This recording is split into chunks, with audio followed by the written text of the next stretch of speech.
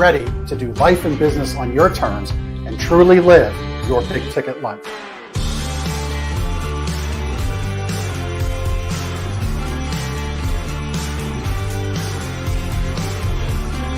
You either make excuses or you choose to level up. What amazing guests living the big ticket life. Woo! Woo! Brandon Brittingham. Appreciate you having me here today, man. It's that kind of discernment, that kind of focus, that kind of forward thinking that's so important if you're going to succeed in business today. Jeff and I are like friends. We're real friends. We are And so you unlock fortune and freedom without all the stress that normally comes along with it. It all comes down to your why. Your business, why are you doing it?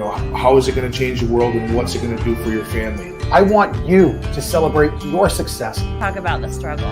But I promise you, the story is in your struggle. They'll never be able to say that about me because people only see me working hard at anything that I'm doing whenever they see me. Focused on your success and the success of those around you. But being that constant in your community, good or bad, whether things are great in the community, bad in the community, who's steady? Unapologetically do business and life on your terms and truly live your big ticket life. What amazing guests living the big ticket life.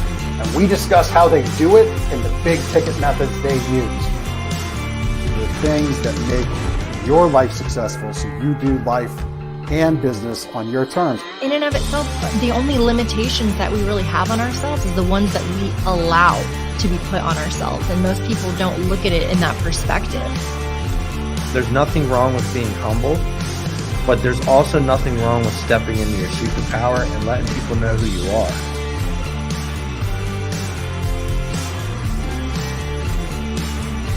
Get ready to do life and business on your terms and truly live your big ticket life.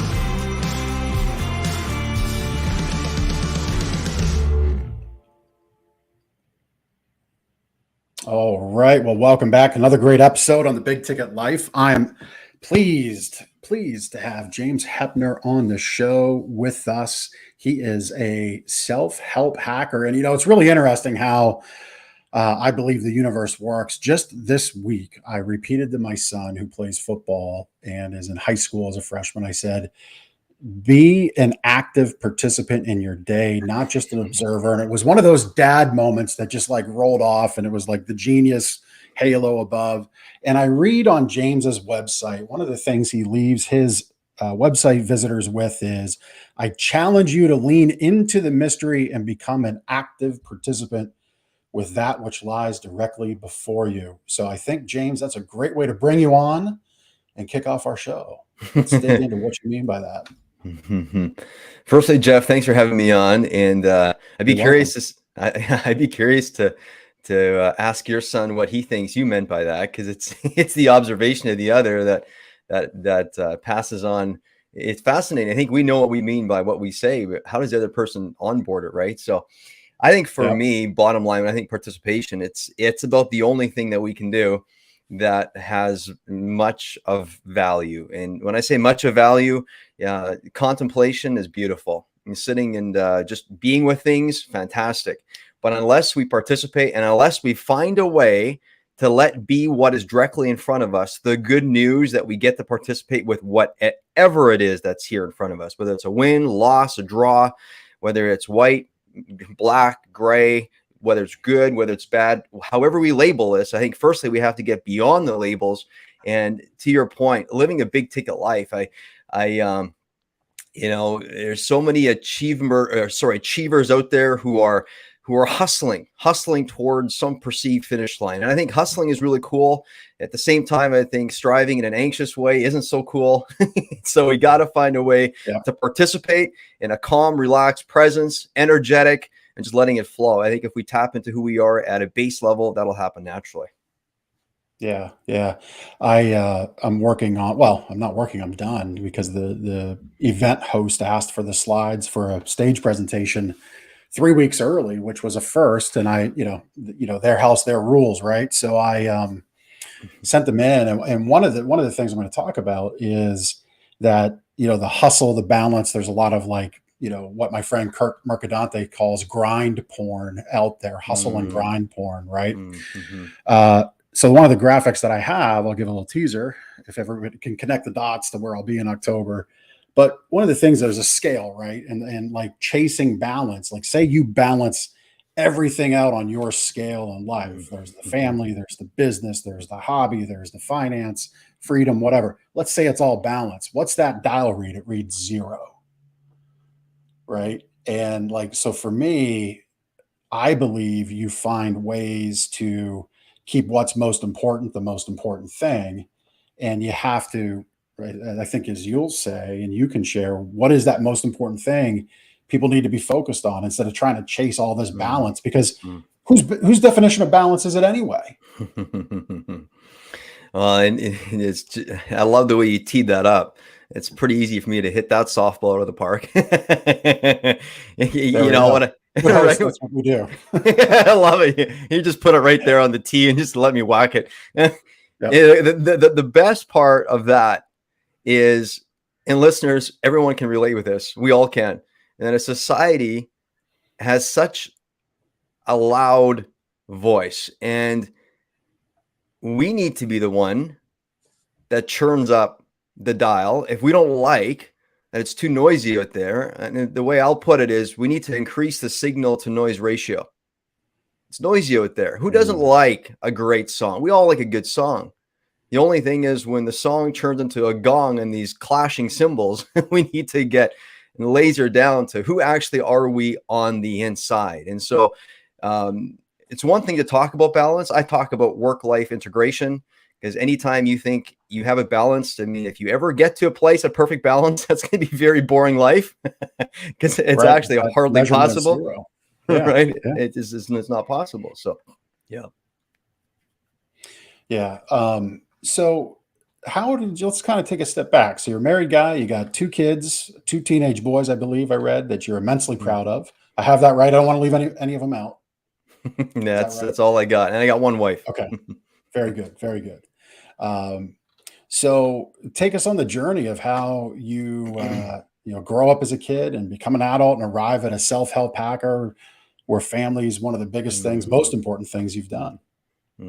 Great question. Ever since I was real young, I remember thinking that there's just something different going on inside of me. And there's so many synapses that were firing. And I remember constantly asking people for their thoughts. And actually, when I talk to my uncles to this day, they actually share with me how when I came to visit them on their farm, I would keep on pegging them with questions, and they'd finally have to say, "Okay, James, enough."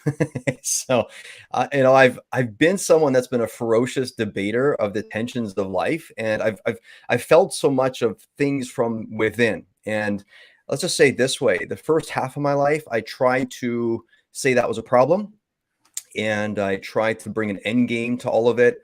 I tried to busy myself with success, and I got plenty of that. My bank account grew quite quickly. I'll never forget the first meal I had in my account. It was kind of nice. And then it got more and more. And then, of course, 2008 rolls around, and I'm in the real estate market.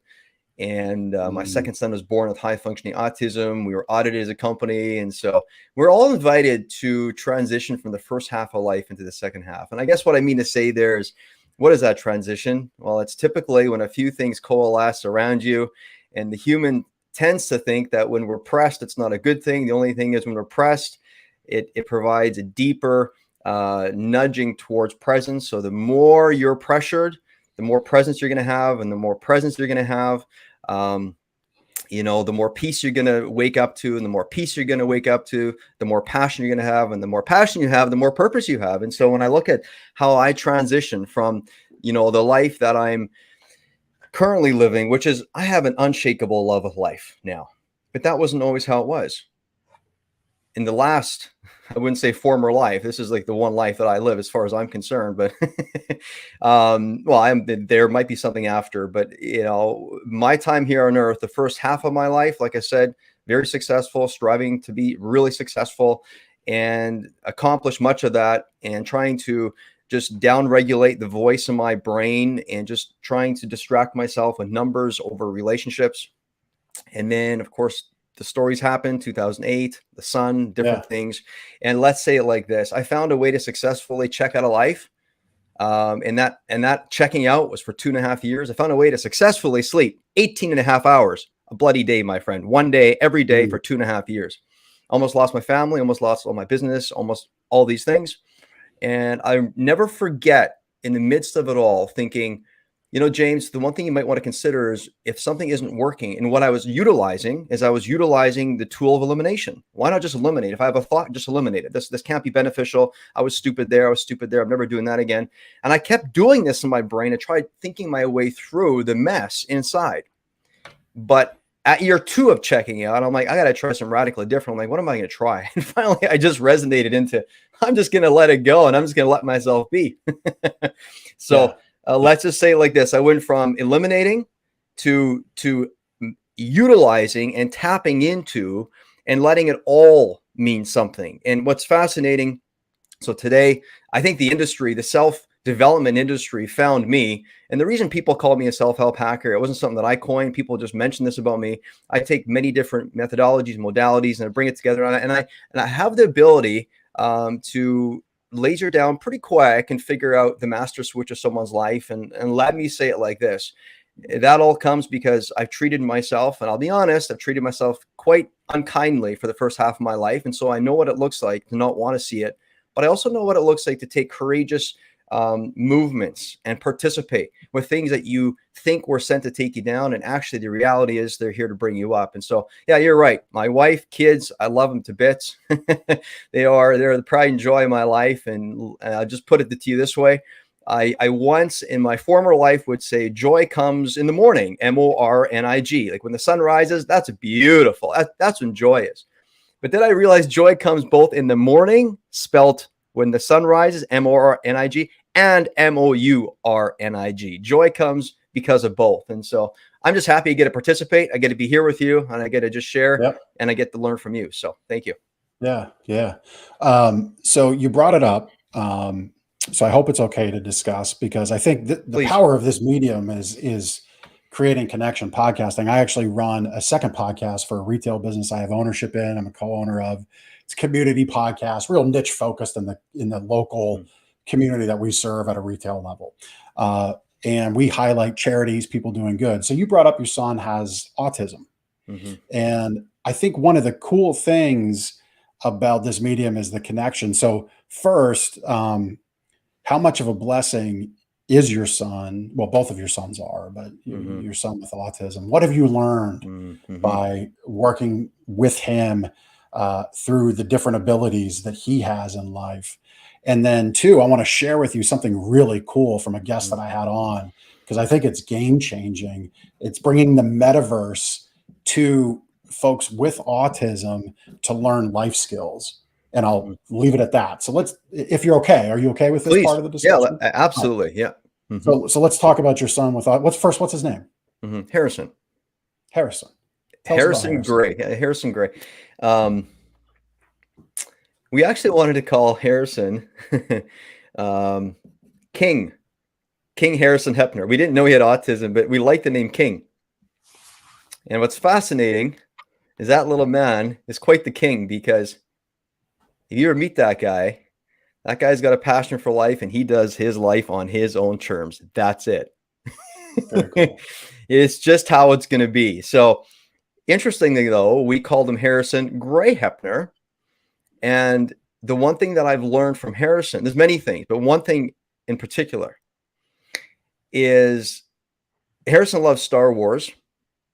And he schooled me a couple of years ago, because I was trying to get behind. This is the good side, Harrison. That's the bad side, right? Like the good side is the, non-dark side, and the bad side's the dark side. And he had to he leaned in and listen. He goes, Dad, you're not getting it. It's not good or bad. And I was raised in a very fundamentalist Christian home, and there's a lot of right and wrong, good, bad. I'm not saying a faith tradition is not good. I still have a faith tradition, and I really appreciate it. But I think the goodness of life is often lived in the gray spot. And what's interesting is Harrison and we have very similar brains. So I've never been tested, but who you see today here, I've worked ferociously on this individual. I once had difficulty communicating, massive difficulty. I'd stutter like crazy. And I remember the speech therapist who visited me in grade 8 said, you don't have a speech impediment. Your brain just thinks so fast, your tongue can't keep up. And so the one thing that I'll share with you that changed my life about Harrison is when he was born in 2008 came and I was audited and we owed the government a couple $100,000. We had the money, but you know how it is as investors, business owners, we have an ear take for something different. It's a surprise. We don't want to pay it, right?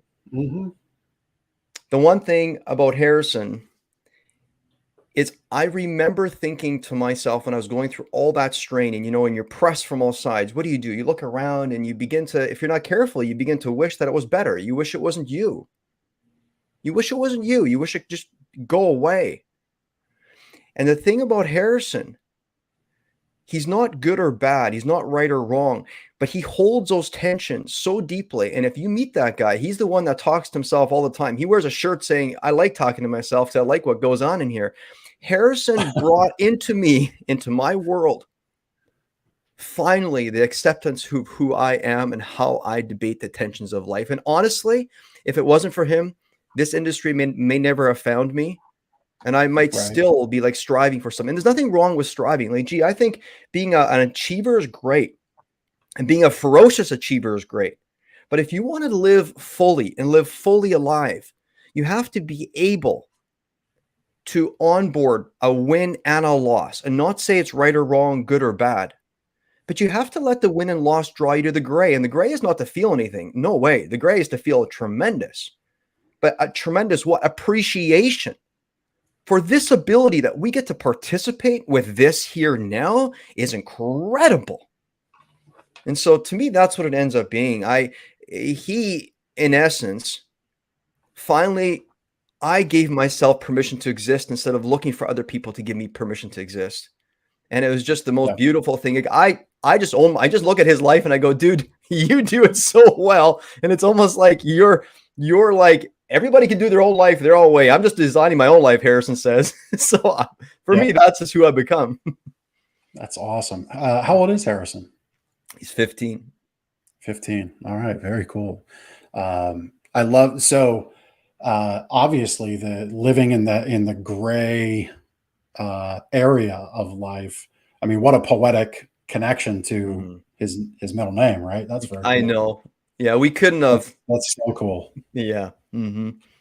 Yeah, I mean, not to bring up, not to go down the faith road. We don't have to, but like you said, you still have a faith aspect of your life. I mean, you kind of have to think, boy, that's all right. That's the universe saying something to me. I'll accept that. I mean, that's the way I would probably take that. Yeah. Well, to be honest, I'm a faith. We were over at a friend's house on the weekend. They're moving to Australia. So we just did our final goodbyes for them for a bit. And one of the things he brought up, and he was actually one of the first coaches I ever had. He was one of Tony Robbins' top 5 coaches in the world. And he says to me, James, one thing that I will say about you is you approach everything about life through faith. Like my dad was a pastor of a mega church. And so I was raised to always lean on something greater than my own ability. And I think that was really cool. Yeah, I'll be honest. He did his faith, or we were taught what to think and maybe not how to think. And that created some issue, So I've now become someone who transcends through inclusion versus transcending through exclusion. And that's probably the primary difference. So, but no, faith, and thanks for bringing that up. Faith, I think is to me, it is the game. Everything is spiritual, and the primary language that we were all born with is empathy. And so we're all connected, whether we like to think it or not. And we are. So, yeah. I really like that. What you said there, transcend through inclusion. People have different appetites for faith, different tolerance for faith. The way I look at it is, if we believe that there is nothing greater than us in this world or in our lives, I think that's an interesting thought for someone to have. I'm not going to judge it, but I think if it stops with greatness at us as humans, that's an interesting position to take. When you really, like, I set up at my campsite and I'll look up at the stars and I just begin to think, well, how far away is that one? And how did that one come to be? And how is it that I'm sitting here right now? It begins this real, like, I can kind of sit back and relax in the zero gravity chair for about an hour and just kind of get lost in that thought process and see where it takes me. But throughout your sharing with Harrison, his life with you, his time with you, you talked about invited the transition, which kind of sounds like something I say often, like things happen for us, not to us. Mm-hmm. Mm-hmm. So as you see it, does that kind of marry up with your thinking of invited to transition in life, or is it different? What do you mean by that? I think it was all a setup. In the moment, of course, gosh, when we feel the pressure, what do most of us want to do? We think perhaps this isn't good, and we seem to think that. I think a problem, honestly, is a striving towards a utopic life. And I think Harrison, to that point, Harrison says, if there is a heaven and it's where everything is perfect and nothing needs to be done, he goes, I don't want to go. And Harrison's a deep faith person, which, by the way, when he was born, the doctor said he probably won't have an ability to have a spiritual, like a faith, because he's not set up for it. If there's one person in our family that wrestles with faith intensely, it's Harrison. We all do, but Harrison for sure. And so what an interesting comment for a doctor to make of a newborn. And he also said that Harrison would probably never be able to run properly, and Harrison's the fastest runner in our family. So hey, sounds like a kid. If you tell him he can't, he's going to show you. That's exactly what it is, 100%, right? And gee, to your I know, to your point, when you talk about sitting in the chair, gosh, who doesn't like to feel both big and small? We like a big ticket life, but think about Icarus. If he's flying up and it's just big, big, big. If bigger is always better, I get what you're doing in the big ticket life. Big, in my opinion, what you're doing here is you're saying big ticket as in like embrace it all. Let it all serve you. Let it all belong. It's like, yeah, when I go for a walk and I accidentally step on an anthill, I don't love the thought that I just killed probably about 1 million ants. The only thing, so I feel thankful in that moment that I get to be a little big.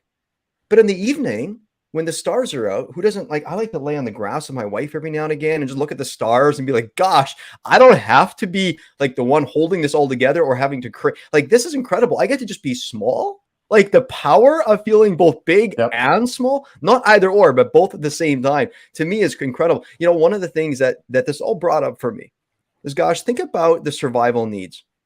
Things like, am I worthy and am I enough? In my opinion, if you don't have a faith, and again, I don't want to seem, like you say, judgmental or lean biasly any which way. I respect everyone's way of doing life. And if they choose not to have a faith, that's up to them. But I look at it like this. When I think about sometimes in life, actually always, who doesn't, when you go to an event, and when I host events, you ask different questions, like not worthy, not enough. That comes up all the time. And, I'm sure you can relate with that, right? Yep.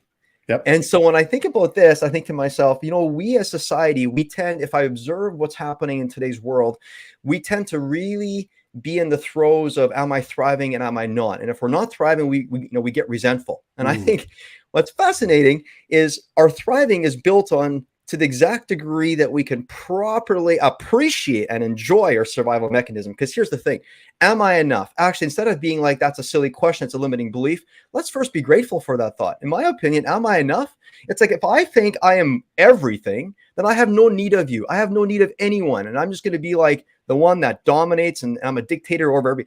Listen, to some degree, I'm not enough. And that has me stand next to the co-creator, next to the universe, whatever you want to call it, source, God. That has me have need of that source, or am I worthy? Well, to some degree I am, but to some degree I'm not, because I'm both a great person and I'm someone that doesn't do great things sometimes. Like, I'm both. And so I think to be fully alive in the essence of your survival, and if you see not just the hostile side of the survival mechanism, but you see the benign side, in my opinion, we got to get behind both sides and debate those tensions. Because if we don't, we're anxiously rushing beyond survival, going, no, we're not dealing with that shit. And then we try to thrive and we got no stability. We got nothing. Yeah. Well, very, very valid point. If we can't like enjoy the harder parts, you can't enjoy when you're successful, because I think you kind of cloud what both really are, right? There's just no basis. There's no foundation there to enjoy it. So before we move on too much further, because I brought up this very cool thing about autism and the metaverse, And I feel compelled to share this because it's another way to get it out. So I had this guest on Paragon. They're local to me in Lancaster, Berks County, Pennsylvania. Okay. So you're way out there, Western Canada, right? Vancouver. Is that correct? True. Yes. Yeah. So you're way far away. But because of the metaverse, you're like, probably an Oculus connection away. Right. Mm-hmm. So Paragon goes and develops, one of the ladies on the team has this idea to bring the metaverse to folks who have autism, because for some, as they grow up and leave the educational system, which is a great support for a lot of parents and families, they have to be able to function on their own, right? At times. And so they created all this functional activity and gamification to what everyday life is like. So like if you're somebody with autism, it would be dangerous for you to hold scissors and cook and make a meal with sharp knives and utensils and pots and pans. They can have you work through those skills and gain skills and understand safety in the metaverse. I think that is just so very cool. And I'm somebody who looks very cautiously at big tech, for a number of reasons. I think we would probably agree on, but for this, I think this is where the birth of an idea, which I love creating things, the business capitalistic aspect, which I love, and then the do good overlay and help people. It's like the trifecta for me. So I love talking about it. It only was like earlier this week, or no, it was last week that we had this show. I've shared it out to our local school, because I know like locally here in the States, our teachers are, especially special education teachers, they are burdened. So a service like this can like expand their teaching capabilities, provide some pressure relief in their day. And ultimately it serves these kids and these people so well. So I'm sorry to take up your time here on the show, but I think it's like, how cool is that? Worthy. Have you been, as a parent with a child with autism, have you been exposed to any services like that? Yeah, that's a great, I love that play. And what I love most about it is you brought right into the center of the conversation. I think something that us parents, us guardians of the children, or different people that we've been, given to kind of help along in life. I'll say it like this. And I think Harrison's helped me as much as I've helped him. I think you clearly hear it. Which, but yeah, Harrison's the guy on the left-hand side. So Harrison's a high functioning autistic child. He's a thinker. The guy's a firecracker of a soul. Harrison, when he was diagnosed, I remember the physician said, and this was a different physician than the one saying he might not have a faith and different things like that. But the person who diagnosed him with autism said, the thing about Harrison is you will find he has a ferocious focus on the things that interest him. Ferocious. Like when he's lasered in, he's dialed in. That's it. He is in. And Harrison's in the 99th percentile for memorization. So I can give him a document, and let's imagine this paper was full of text at this size font. He'd read it once, maybe twice, and he'd have it verbatim.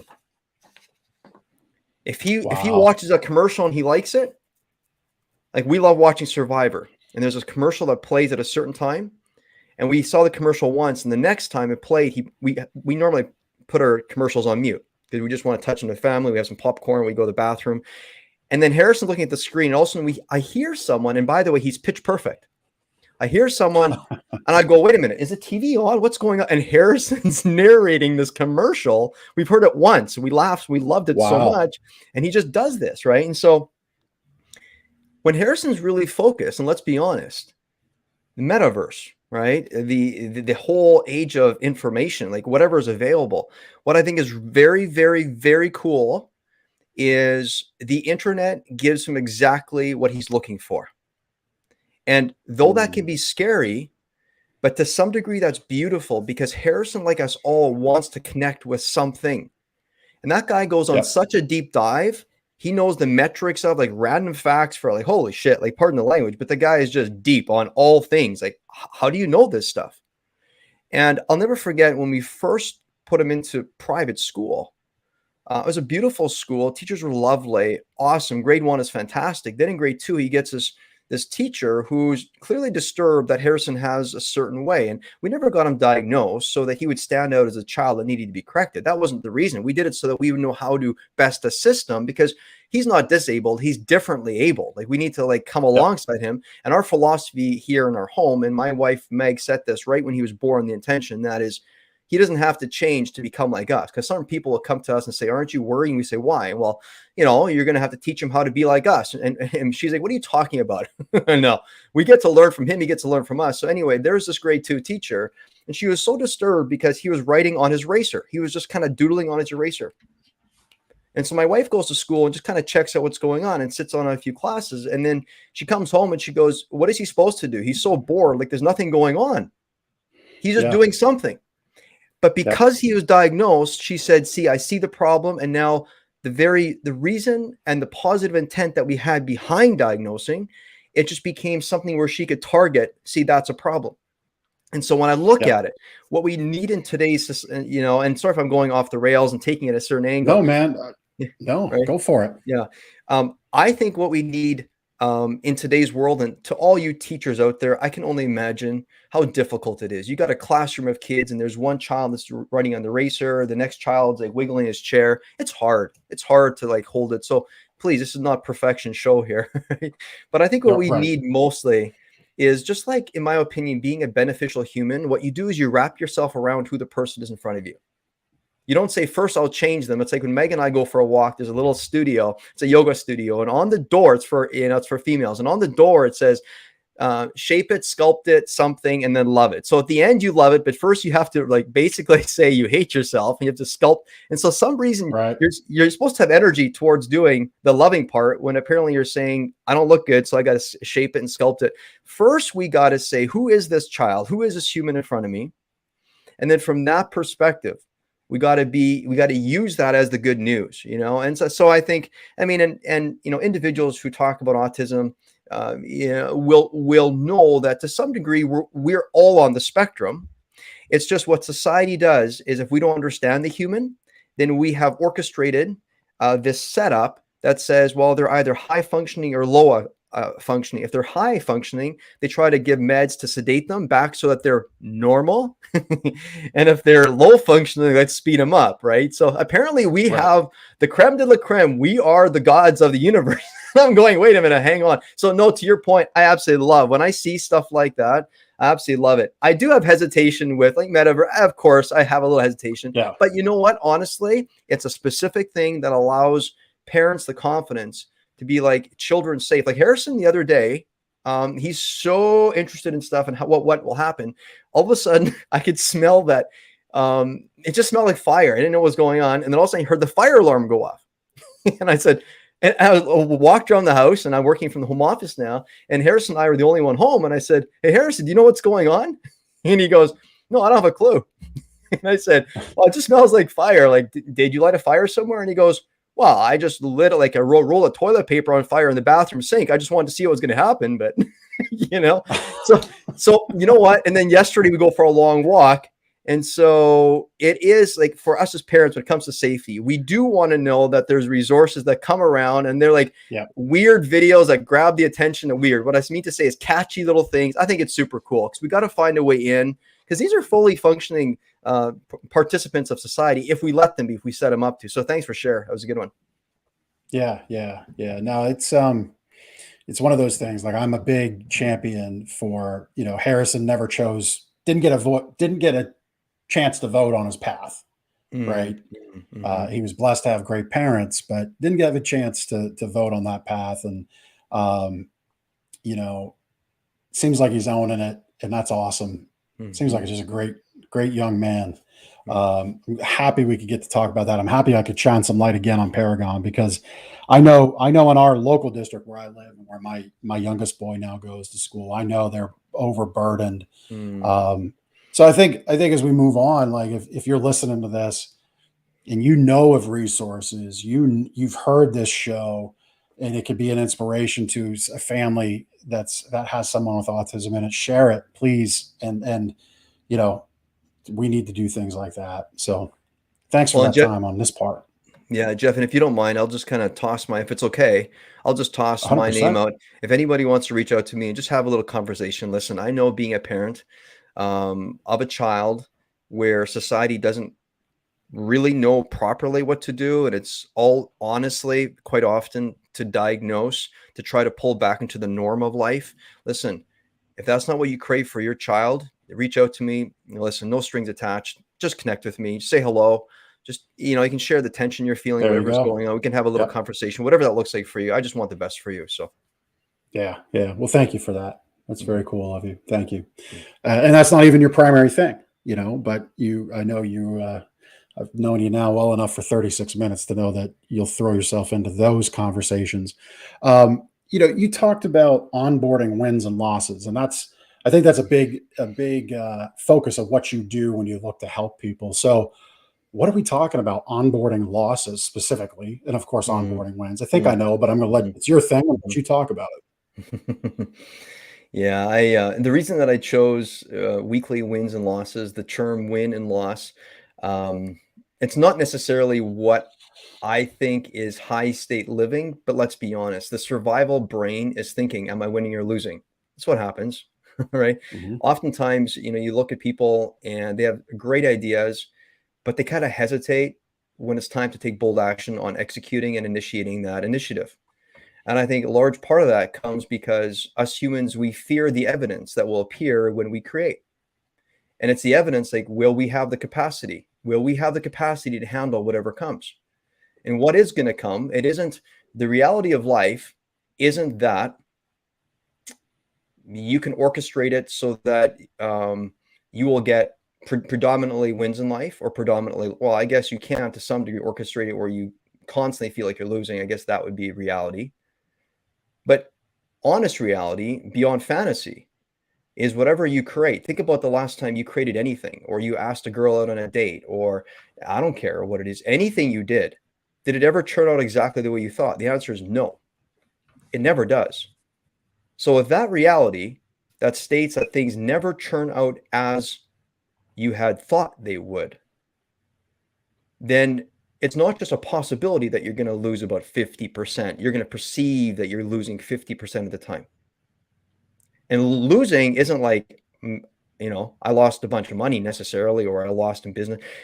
Losing is just, it didn't work out as I thought. The happily ever after, Right. It wasn't quite how I projected. I thought it was going to be a purple rose, not a red one. So if it is reality that half of life is going to go a little bit different, like to the bottom side, and bottom doesn't need to be bad. It's just bottom, which is the loss, and half will be a little bit more towards the top, which is the win. Listen, it's not just a possibility that things will be different than you thought. It's not just a probability, it's an inevitability. So because it's an inevitability, I have found by working with my clients, I'll be honest, I work with some pretty high value, high ticket, high level decision makers. And to the exact degree that you learn how to utilize the losses of your life, that degree is how you will experience the next level of life. And we're not talking about, a life of just being okay with how it is. You see, ferocious achievers, non-anxious, ferocious achievers, they want to know what they can truly handle. What's the capacity? And again, I'm an amateur on the Bible, but the one thing that I know, and many spiritual teachers, reveal this mechanism, and that is, character like Jesus, what he really did, I mean, he did many things, but what he really did is he returned the authority back to the human. Mhm. And he basically revealed to them Yep. that, you know what, you have the capacity to deal with this. If people just gave it all to him and just said, you take it all, he was like, unless you participate. So there's to your play, unless you participate. And participating is what? In my opinion, participating is letting it be. First, we have to let it be and let it in. Then we get to work with it. So if a loss, something happens in our life and we perceive it as a loss, or it just frankly didn't turn out the way we thought it would be, we have to do a little funeral. It's like whenever I launch a business venture, the second day into the venture, I actually plan a mini funeral, and I actually schedule it in, and I write down, how it didn't work out, because unless I do that, I'm just pushing away and I'm not processing, and I'm negating the gift of, I have the capacity, I have the authority to handle this. Watch this. It's not in spite of your loss. It's because of your losses. It's because of your wins. It's because of everything. It's all a setup. If the human, and I know you'll know this better than most, it's a setup if we let it, but we have to let the light in. We have to let the light. I'm friends with Tony Robbins' father-in-law, Bill Humphreys, and he always reminds me of that. He says, James, he helps so many people. He's the person who brought AA to British Columbia. And he says, listen, the one thing that I would see constantly is what stumps people is if they choose not to let the light in. And where does light come? Light comes from many areas. And I'm just going to remind all of us, light too comes from discomfort. It comes from difference. And it comes from those areas. And so to walk away 100%. From that, you're walking away from acres of diamonds. There's this book, Acres of Diamonds, Backyard kind of thing, or the saying, if you want acres of diamonds, you're going to get curious. And instead of looking for where can I anxiously be creating more wins and just kind of like, no, that other crap is crap. Slow it down. In my opinion, people I work with, we slow it down and we work there. And it's people think initially it's heavy work, and it's like really like dark work, dark energy. Actually, it's beautiful. You put on a backpack, you grab a flashlight, you go down the hole, you investigate, and you're like, whoa, what's this? It's like a child. You don't have to label everything good or bad. It just is. Yeah. I love that you launch a business, and then the next day you have this like little celebratory. If I'm understanding what you're doing, you're like celebrating the failures early because they're going to happen. So you're just giving it the time and space right away before it's all a mess later, right? And that, I love how you're doing that. Like that's very cool. It almost like, to me, so I coached youth football for a number of years. Nice. 6 years, and I actually Sunday was just at the game of the boys who are now in 7th grade. This was like the last class that I coached, so to say. I haven't coached for a couple of years, but this is their final game. It was at our high school stadium against the crosstown rival. So like this week's always the big week. And so I went out to watch them, and all of my time I would remind these young boys like, hey, you false start, you go off sides. Who's your favorite team? We're an Eagles country, Steelers country. So they would name one of those teams or one of those players, be like, he still does that, and he's a paid professional. You're 8, you're 10, you're 11. It's all right. You're here to learn. We'll get through it. Yeah, you're not happy. I'm not happy because we've worked on this for 7 weeks, but we'll work on it for 4 more. It's all right. We'll get through it, and like dropping balls, like that happens, That's normal. Receiver. That's normal. Paid professionals get to do it. It happens. I use another analogy, like a Hall of Fame baseball player has a 300 batting average. What does that mean? 7 times out of 10, they took a loss, right? They struck out, thrown out. I don't know how else you get out in baseball. I guess that's it. Strike out, get thrown out, right? So, or fly out, so 7 out of 10 times you took that loss. So that acceptance of it and understanding it's built into your life, and not stressing over it is really important. Anything to add to that? I'm sure you do. Well, I think you said that so eloquently, Jeff. I don't know what to say other than when the human realizes that it has the capacity, and here we go again, when you realize you have the capacity to onboard both a win and a loss, and when you do the inner work, wherein finally you reveal to yourself, you don't flinch when you lose, where you don't react. Gosh, when the human wakes up to that truth, that's powerful. It's just lights out. Like, what won't you touch and try? Honestly, see, you no longer fear the evidence, because the evidence is going to appear, and what's going to appear is you're going to perceive that you either win or lost. And if you decide that it must be so that there's something here that I can mine from, and you claim the gift. Don't wait for the gift. All this waiting and hoping and all that crap. Don't get me wrong. I know patience. I love patience. But to a large degree, there's a lot of people who are saying, well, we're just hoping and praying it gets better. And it's like, have you ever thought of like also like just doing something about it? Like just doing something small. Like what can you, because we're all co-creators. We're called to the table. We're called to participate. If we're not participating, listen, there's no self-respect that happens. Self-respect happens when you think you don't have the ability to handle it. And that's, I mean, anytime you choose a big goal, you choose something that subtly, in my opinion, you're actually having this feel that maybe whatever happens, you won't have the ability to handle it. And then you go through with it and it's worse than you think. And then what you do is you sit with it and you're like, I too can handle this.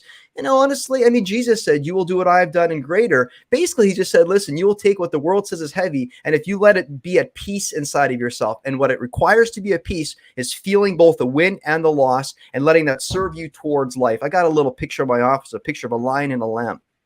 I'll never forget when I was going through my story and I checked out of life. I remember when I came out of this, I remember thinking, the problem is I was too much of a lion before. I was just dominating, controlling, and, all this kind of stuff and too firm. Then I looked at my wife and she was like, she's really soft and really like a beautiful soul and, really like a peaceful presence. And I thought, that's what I got to do that to live a big ticket life. I got to be like that, the lamb. I tried that for a while, and the energy in my life, the shit spot of life, it just kind of went away. I didn't have energy, and I thought, well, what's the problem? And I remember just going, okay, wait a minute. Who is this Jesus person? And I remember I opened, in that time, I opened my Bible, and I said, okay, and I was reading other spiritual books too, but I went back to and Ecclesiastes, I think it's Ecclesiastes 4. And I read the languaging, and it says a time for love and a time for hate. I thought I read that, love and hate. And I thought, wow, this Jesus figure must have been like completely full of willpower. Like, how didn't this exhaust? I wonder if that's why he went to the mountains to like regroup. And then I talked to a friend, and a friend says, that's interesting. You read that. How about you like open that certain page again and read what it actually says? I says, what do you mean? He goes, I'm going to read it for you right now. We're online. He goes, time for love. Sorry, I originally thought hate or love. I messed it up. This or that. And it actually says love and hate, both and. Yep. And so this is where I realized that the lion and the lamb together, not needing to choose this one or that one, but I just call it a ferocious love, where you just tap into. You don't have to use willpower to go, am I firm or am I soft? You get to be a human being, and you get to feel it all, and you get to experience. It's not good or bad when you feel these things. Just allow your shoulders to get a little wider. That's ego container expansion. That's what we all want. We want our egos to get smaller, and our expansion, our ability to hold. That's all Jesus did. People just brought things to him because it's too heavy for them to hold. And he says, oh, you bring it to me. My yoke is easy. My burden is light. He says, you bring it to me. I'll hold it. No problem. Why? In my opinion, he just handled his ability to handle the thought of a win and a loss, and it was safe for him. So, yeah. No, I love that. I mean, that's very, very insightful. Very insightful. Sorry for going so spiritual. No, look, man. I mean, look, it's we're not going to hold a revival here in the last 5-10 minutes of our time together or anything like that. You take this in, you apply it to your level where you're at, your frequency. You can take this as noise, but as you said earlier, James, and I love what you said. I hope you would choose, you listening to this or watching, that you would just increase that signal a little bit. Again, because I think thinking we're the thing in this world, there's a lot greater than ourselves. Even if it's just other people, just that acceptance that there are greater things out there. Man, I've loved our conversation. So you help a lot of people. Why don't you share ways to connect with you, the things that you do, how you help others? Touch on that as we look to wrap up our time. Super simple. Just go to www.jamesheppner.com. And on that page, you'll find there's an area currently we have one podcast. It's the Weekly Wins and Losses podcast. You're going to see a new podcast pop up shortly, and it's called Ferocious Achiever. And you can play around with, listen to. Yeah. You can play around, listen. And by the way, Ferocious Achiever isn't so that we can anxiously strive. It's another level of achieving. It's that we get to tap into a brand new dimension of achievements. And so So anyway, there's the weekly wins and losses. And then again, like I said, Ferocious Achievers will be coming up shortly in about 2 weeks or so. And there's also a little blog that I have. Would say that one of your best, the free gift for all of you is if you go to weekly wins and losses and scroll down in that page, if you want an experience, then when you scroll down, there's a little link that says join this Friday's call. And join this Friday's call under the weekly wins and losses tab at the very top. That will give you the ability to join a weekly call where what we do is we have people from around the world checking in, and I have a little teaching the first 10 minutes or so. And then after each person, as they wish, if they choose to, they can share both a win and a loss. And, to your point, Jeff, right? We normalize. We don't solve anything. It's just something that's happened. And gosh, you should see people's eyes when they realize that firstly, they hear losses and wins that are bigger than theirs. So it puts everything into nice perspective. But gosh, the activation when you observe the activation of somebody realizing they have the capacity to hold something, it's just incredible. It's just incredible. So yeah, if you want to go there, and of course, for those of you that are deeply hungry, I have one-on-one coaching, and that's my primary work. I do a lot of, like the podcast, all that work is absolutely no charge. You can tap in and I made that a decision. I had to make sure I make myself available to people, not just when it's paid, but if you really want to dig into some deep work, stuff we talk about, just go to the one-on-one coaching and reach out to me there and contact me there. So. Yeah, very good. I love the structure of your weekly wins and losses time with people. It's almost like that. You said yourself and your wife, I believe you said her name was Meg. Meg. Is that right? Mm-hmm. You guys like to lay in the grass and just kind of be together and really, I mean, you probably know this. You're actually grounding your body. You know that, right? Yeah, natural frequencies, all that stuff. Not to get all woo-woo, but I mean, it's a real thing. Like, hey, I set you up for it earlier. You put a voltmeter at the ground, it's going to move. It's not woo-woo. It's actually happening. Our bodies are electromagnetic. It's natural. It feels good. It's what I do at my campsite. But in a way, you're kind of like grounding people, bringing everybody together in that weekly wins and losses moment. Because you said something, you're going to see losses bigger than yours. You're going to see wins bigger than yours. But you're internalizing the fact that these things happen. And I think we all need that reminder because, the voices are so loud. Social media is so loud. You're trying to say, I touched on balance. Well, whose definition of balance, right? Like, just remember, folks,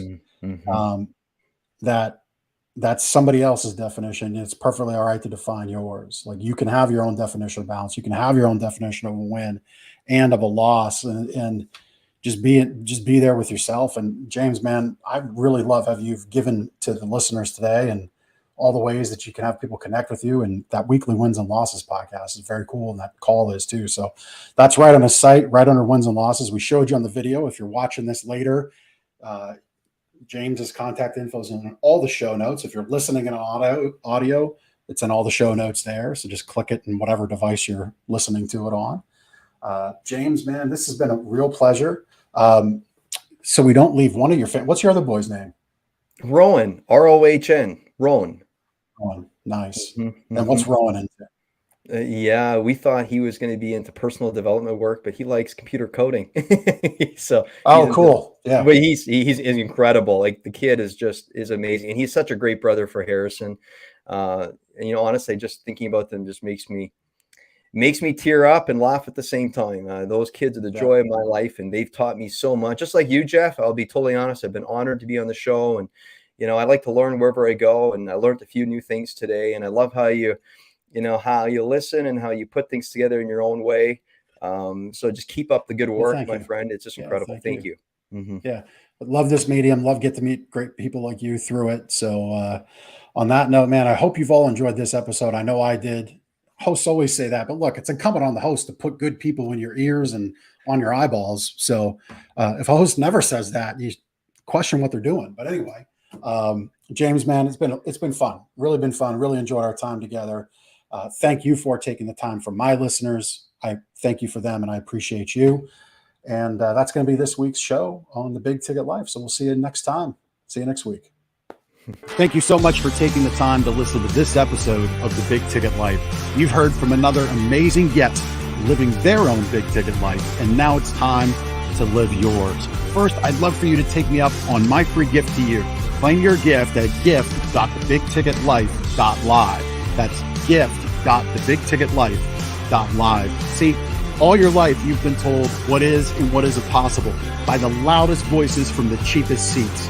It's time to finally do life and business on your terms. Sure, you've heard similar things, but without clarity on what can be done, it's easy to have your customers, employees, maybe even partners, and your spouse keep you from truly living a big ticket life. My big ticket methods shift you into that investor seat in your business, away from commodity and away from competition, into a market of one, so you can finally live your own big ticket life. So my gift to you is for you to book your discovery call today, where we'll uncover first the Chivo behaviors, those chief everything officer behaviors that hold you back, and why moving into the investor seat in your own business is critical.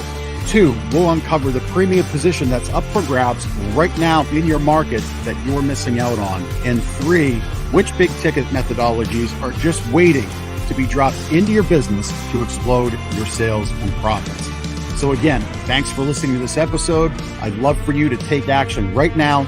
Accept this gift, book your call, go to gift.thebigticketlife.live. Again, that's gift.thebigticketlife.live.